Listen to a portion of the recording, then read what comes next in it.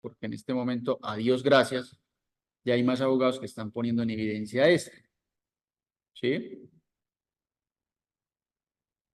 Y eso hace que, pues, que suban los estándares en la calidad de los escritos jurídicos en disciplina. Pero en muchos despachos disciplinarios todavía no se tiene claro ese concepto. Y se deja pasar, y eso que en este por lo menos se esforzó en copiar y pegar un poco de normas, aunque incongruentes, pero pues bueno, por lo menos rellenó. Pero en otros, ustedes van y miran y cuando se refieren a la ilicitud sustancial, eso es un párrafo. Párrafo, así como mencionamos acá en los hechos. Un párrafo. Seguimos en el análisis del documento, lo terminamos de analizar para que podamos ahora sí adentrarnos de lleno en la etapa de juzgamiento. Miremos qué más nos podemos ilustrarnos con este documento. Mire que es interesante lo que yo les mencionaba, cuando aprendemos desde la práctica.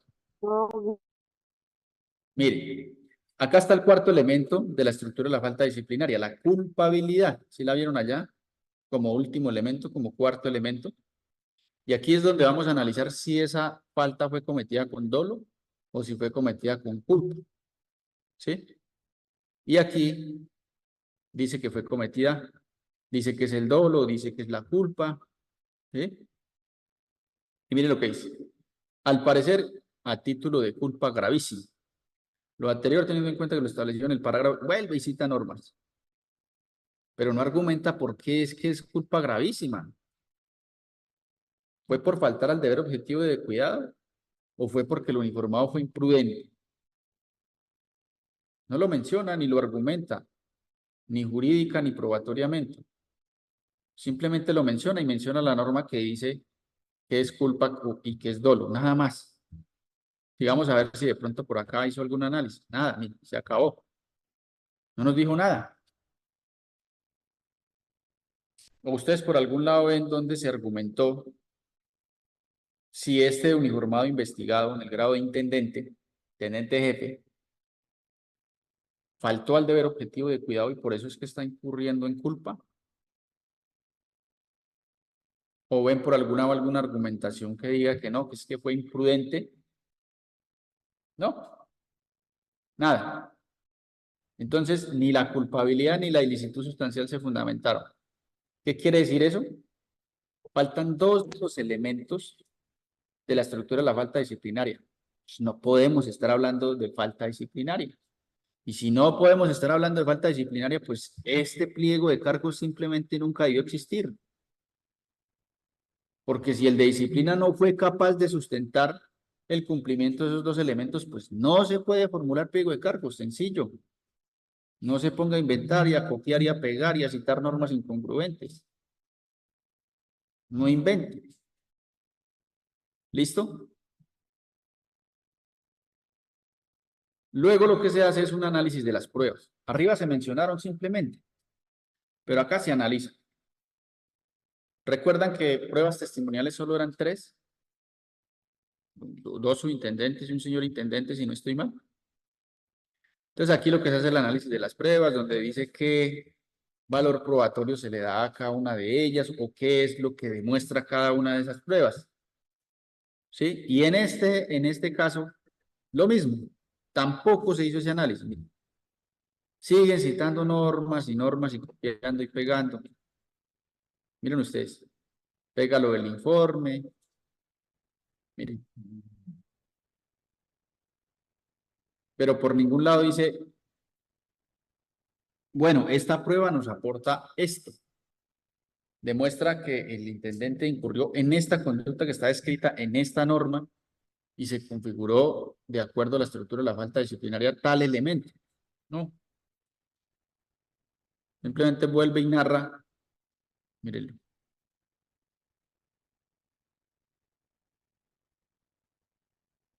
Ahorita les voy a mostrar la prueba testimonial para que ustedes miren cómo se practicó. Además que esta prueba testimonial también gozaba de nulidad porque no fue notificada en debida forma y no se pudo ejercer el derecho a la contradicción y a la defensa. O sea, quedaron solo las preguntas que hizo el despacho disciplinario y para de contar. Sigue citando normas. responsabilidad especial de los públicos.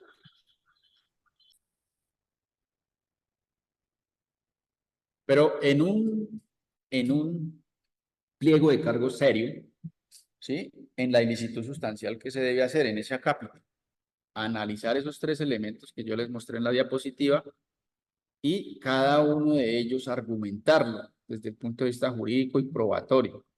Cada uno de ellos. Lo mismo con la culpabilidad, ¿cierto? Y la modalidad en que se cometió la falta disciplinaria, si fue título de dolo o de culpa. Hay que argumentar por qué fue dolo o por qué fue culpa, ¿cierto? Y en el análisis probatorio, ¿qué se debe hacer? Se deben tomar las pruebas que el despacho tuvo en cuenta para formular pliego de cargos y decir exactamente de esa prueba qué fue lo que tomó en cuenta y que llevó a la determinación de formular pliego de cargos. Que eso muy seguramente será lo mismo que se llevará a la sentencia de primera instancia. Por eso es que ese análisis de las pruebas debe ser muy serio, muy riguroso, muy riguroso. ¿Qué pasa en cuanto a las pruebas? Que en ocasiones se le da a las pruebas un alcance que no tienen. Un alcance que no tienen. Entonces, por ejemplo, tenemos un casito de un señor patrullero que fue destituido.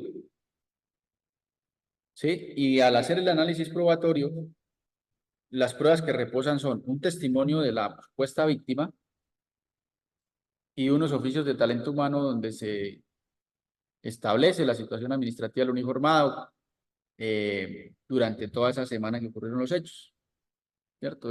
Una minuta de servicio, pues que dice que el uniformado estaba de servicio en X lugar, ¿cierto?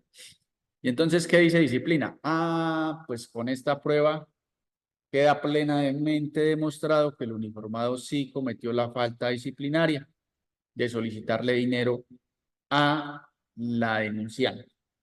Toda vez que la minuta de servicios establece que efectivamente el uniformado estaba en ese lugar y que estaba prestando turno en ese momento, para el momento de los hechos. Eso es darle a un alcance a la prueba que la misma prueba no lo tiene. ¿Qué dice la prueba? Que estaba de servicio en cierto lugar. Pero la prueba demuestra que solicitó dinero. No. Es una apreciación sin fundamento que hace el de disciplina.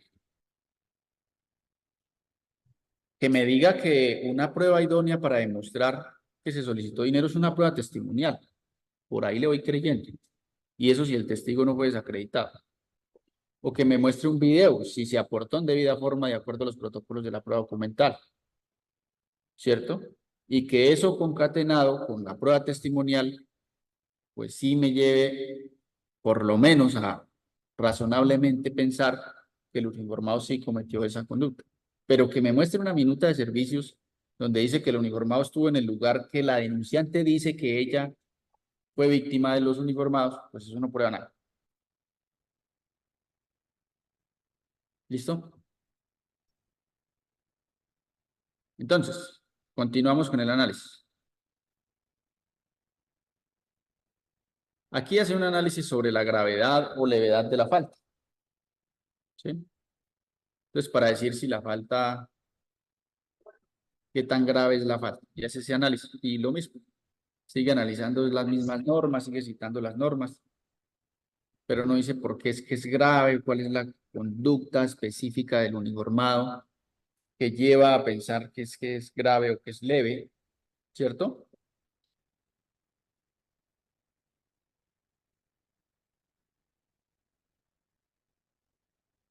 Bueno, aquí medianamente hace un análisis sobre la jerarquía, ¿cierto? Sobre la trascendencia social, sobre la modalidad y las circunstancias en que se cometieron la falta. Bueno, acá más o menos, más o menos. Ese es el pliego de cargos, muchachos. Para culminar diciendo que la falta es grave, aparentemente grave.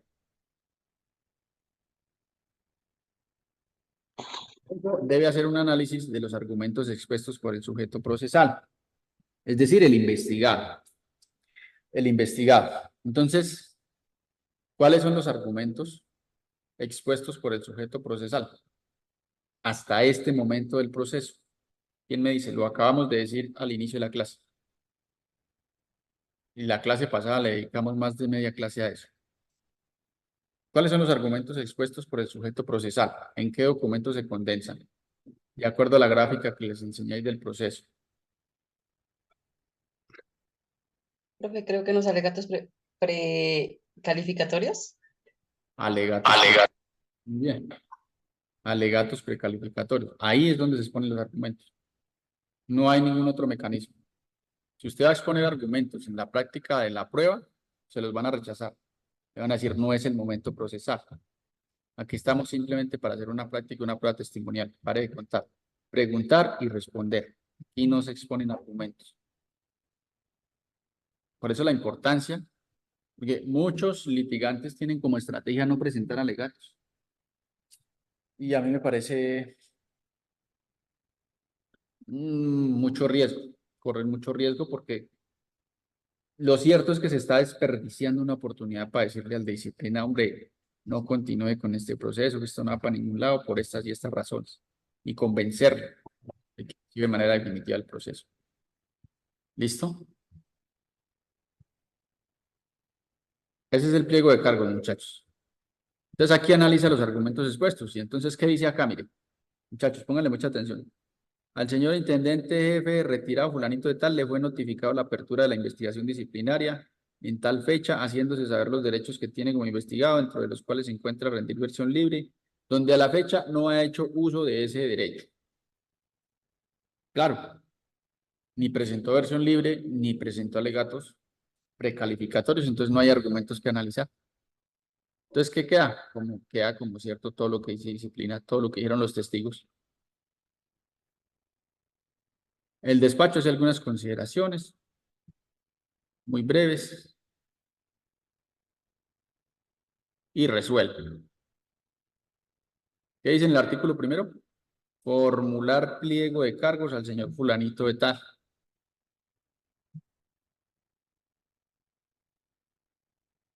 Segundo, notificar personalmente. ¿Se acuerdan de la notificación personal? ¿Se acuerdan que esa notificación se realizó en forma indebida porque quien autorizó ser notificado por correo fue un supuesto patrullero? ¿Qué quiere decir? Pues que este pliego de cargos no quedó notificado en debida forma. Sencillo. Mira el tercero, y aquí es donde hacemos la transición a la etapa de juzgamiento, muchachos. Pónganle mucha atención. Hasta aquí va el de instrucción. El jefe de la Oficina de Control Disciplinario de Instrucción, hasta aquí va. Formula pliego de cargos, ordena notificar y remite. Remite, mire. Remitir por competencia el expediente disciplinario bajo radicado tal, adelantado en contra de fulanito de tal, identificado con tal, a la Oficina de Control Disciplinario de Juzgamiento. Juzgamiento. Y ahí es donde nos vamos para la segunda etapa. Ahí es donde nos vamos para la segunda etapa. ¿Listo? Bueno, lo último que tendríamos que analizar de este documento es quién lo firmó, ¿no? Y si está facultado para hacerlo. Pero aquí efectivamente lo firmó jefe de la Oficina de Control Disciplinario Interno de Instrucción número 11, capitán María Teresa Jaramillo. Listo.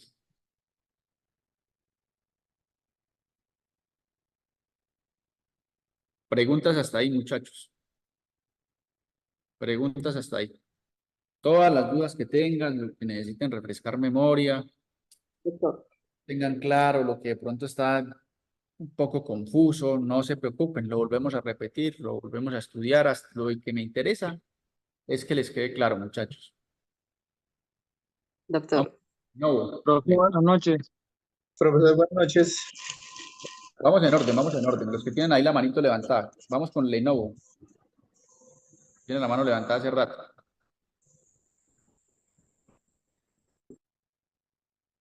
Lenovo, ¿no? Entonces vamos con Fabio Pulgarín. Doctor, buenas noches, patrullero Fabio Pulgarín. Doctor, mi pregunta es, digamos que la falta cometida por el señor intendente jefe con una buena justificación de los de disciplina, si le podían afectar a él porque obviamente la falta se evidencia, ¿no? La verdad es que en este caso no. Si el caso hubiera continuado, en este caso lo archivaron porque invocamos nulidades. Y ahorita les voy a comentar, invocamos nulidades y esto no tenían cómo remediar ese proceso. O sea, esto era un desastre. Era un desastre. Pero si el proceso hubiese continuado, habían argumentos de defensa muy sólidos, que demostraban que nunca el señor intendente jefe actuó de forma incorrecta, sino que quien actuó de forma incorrecta fue otro uniformado, que era quien recibía esa unidad, o ese tramo vial, mejor dicho.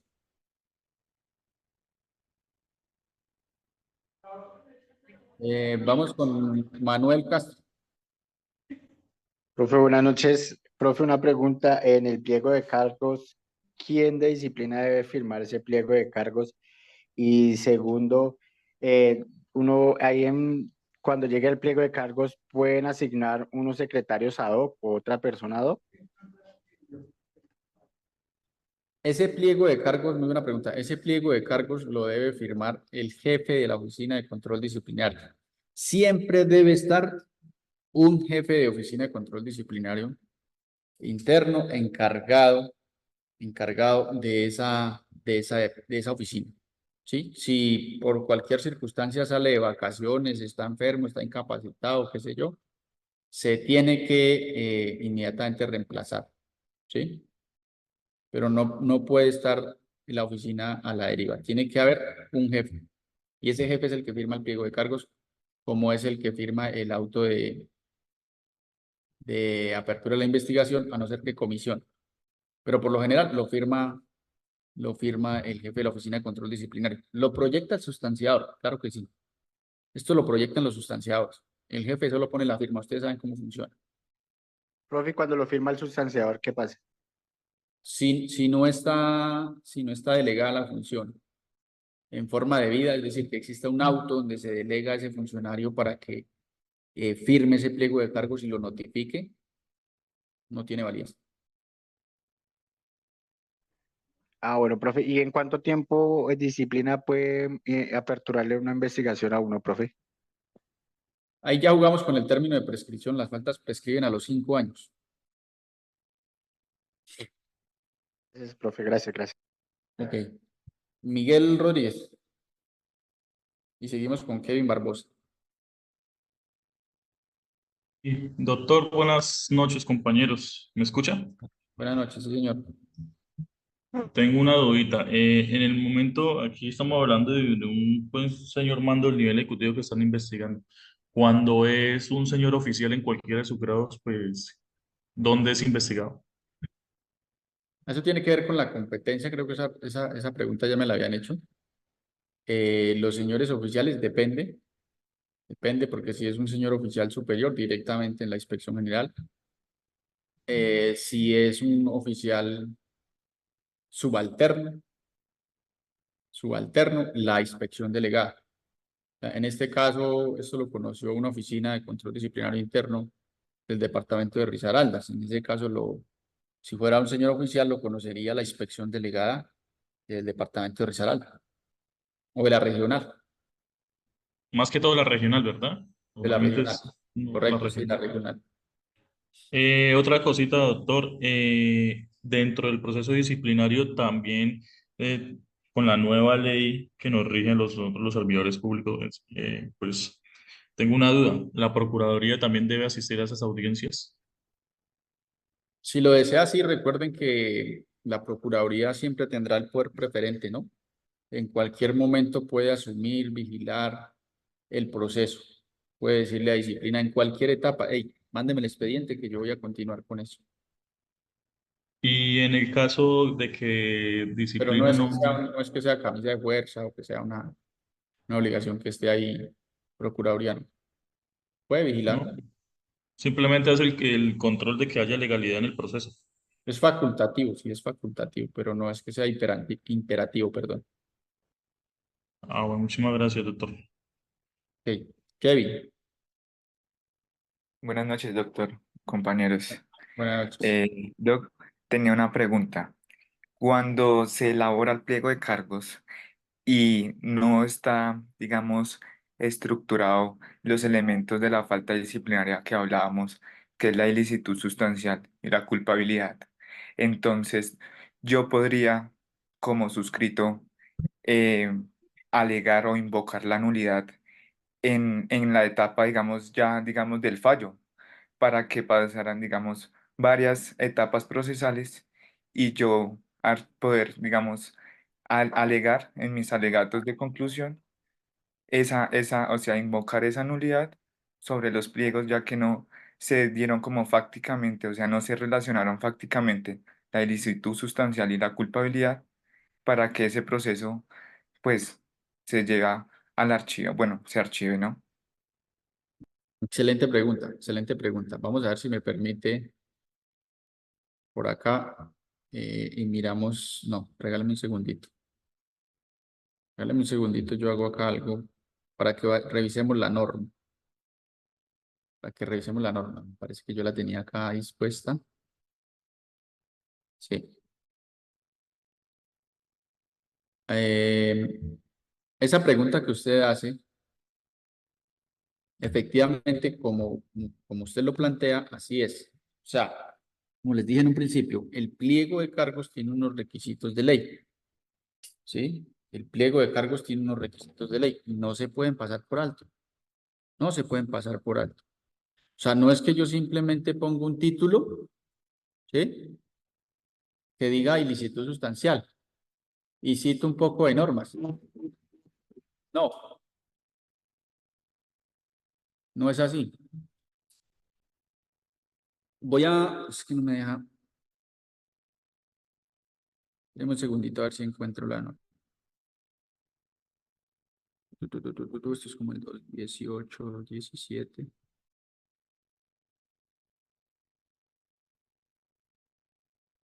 Listo, acá la tengo. Discúlpeme un momentico, la proyectamos. Los requisitos no pueden pasarse por alto.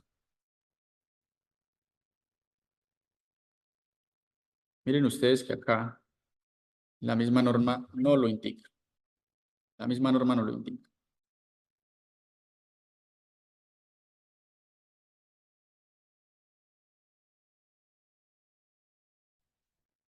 Ustedes están observando ahí ya el documento que yo lo estoy proyectando. Sí, señor, sí, señor. Esa es la ley 1952, ¿listo? Código General Disciplinario. Ahí en su artículo 223. Artículo 223. ¿Qué nos dice? Pliego de cargos. Pliego de cargos. Este artículo fue modificado por el 72 de la 2094. Y ahí nos establecen los requisitos. Ahí nos establecen los requisitos. Están enumerados. No se pueden pasar por alto. ¿Qué nos dice el numeral 1? La identificación del autor o autores de la falta. Eso no puede faltar. La denominación del cargo. ¿Recuerdan que lo vimos? La función desempeñada en la época de la comisión de la conducta. En el documento que vimos ahí se quedaron cortos, porque nos hablaron del cargo, pero nada dijeron de las funciones. Nada. En el numeral 3, ¿qué nos dice? La descripción y determinación de la conducta investigada con indicación de las circunstancias de tiempo, modo y lugar en que se realizó. Número 4. Las normas presuntamente violadas y el concepto de violación, concretando la modalidad específica de la conducta.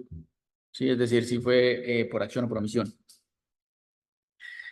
Numeral 5. El análisis de la ilicitud sustancial. Ojo, el análisis de la ilicitud sustancial del comportamiento. No es poner un título y copia y pegue jurisprudencia y pare de contar y ya con eso cumplí. No. Es el análisis. Sexto, el análisis de la culpabilidad. Entonces, de acuerdo a su planteamiento, pues, ¿qué pasa si no se cumplen estos requisitos que están acá enumerados en Sí, la claro. 223? Pues que ese pliego de cargos debe ser nulitado. Por supuesto que sí. Debe ser nulitado. Entonces, ¿qué puede pasar? Lo recomendable es que una vez se emita, lo recomendable o lo que yo aplico es primero quemar todas las cartas. ¿Sí? Pues eso depende. Eso depende. Digamos que si las irregularidades se caen por su propio peso, pues yo no pierdo tiempo y le saco el as bajo la manga en el momento que creo que es oportuno. En el caso que les estuve mostrando y que les enseñé lo de las irregularidades de la notificación y todo esto, yo decidí destapar esa carta antes de presentar descargos, que ya vamos a ir allá. Antes de presentar descargos, yo le digo, señora juez disciplinario de juzgamiento, este proceso se cae por su propio peso, tiene una serie de irregularidades con las cuales no podemos continuar. Y le expongo las nulidades. Y la decisión es archives. El de juzgamiento decreta las nulidades, pero el que tiene que archivar es el de instrucción. ¿Listo? En este caso, pues ya no tenía nada más que hacer porque es que había dejado vencer los 6 meses. Y si mi poder dante lo hubiese permitido y nos hubieran, digamos que de pronto que el de instrucción terco otra vez siguiera con el proceso, pues teníamos un plan B. Y el plan B era abrir proceso disciplinario y penal en contra de los sustanciadores, porque ahí podía haber un presunto delito. Es una especulación, no se dio, pero si usted redacta un documento en junio, ¿cuál es la razón o el motivo por el que usted lo notifica hasta en septiembre?